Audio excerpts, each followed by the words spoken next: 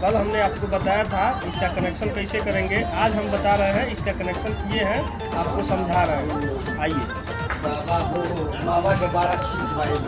ये main switch हुआ MCCB, इसमें हम क्या कर रहे हैं, दो फेज घुसा रहे हैं, एक माइनस दूसरा प्लस, फिर माइनस फिर प्लस।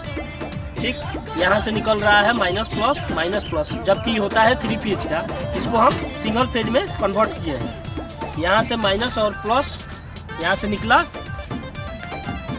तो एक फेज आ गया चेंजर के ऊपर सिरा में कसने के लिए, तो माइनस का माइनस यूँ रह गया और प्लस को आपस में तीनों फेज का हम सीरीज कर देंगे।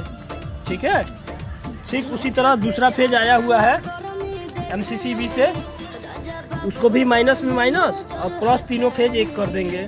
ठीक, अभी चेंजर से जो आउट करके निकलेगा तो एक माइनस और 3 फेज। ठीक, वैसे ही दूसरे चेंजर में जाके घुस गया एक साइड में, तो 2 फेज का एक फेज बना के इस चेंजर में दे दिया। अब इस चेंजर में एक माइनस 3 गो फेज, फिर जनरेटर भी सिंगल फेज है, तो यहाँ पे एक जनरेटर का माइनस हो जाएगा और यहाँ पे प्लस होगा, तो ये 3 फेज में कन्वर्ट कर दिया। अब ये जो लोड निकालेगा 1 माइनस 3 प्लस,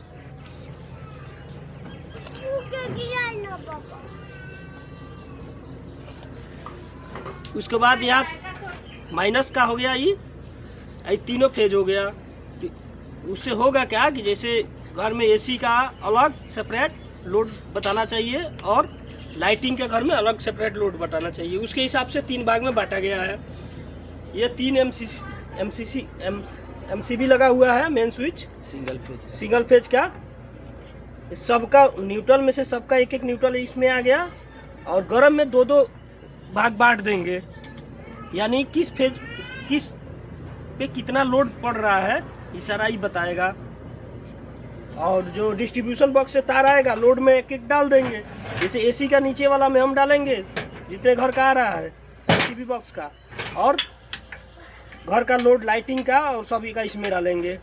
इसी हिसाब से इस सिंगल फेज कनेक्शन तैयार हो गया मेरा, और लोड फ्रिक्वेंसी सब बताने के लिए ये मीटर प्रॉपर आपका काम करेगा 3 फेज में। ओके।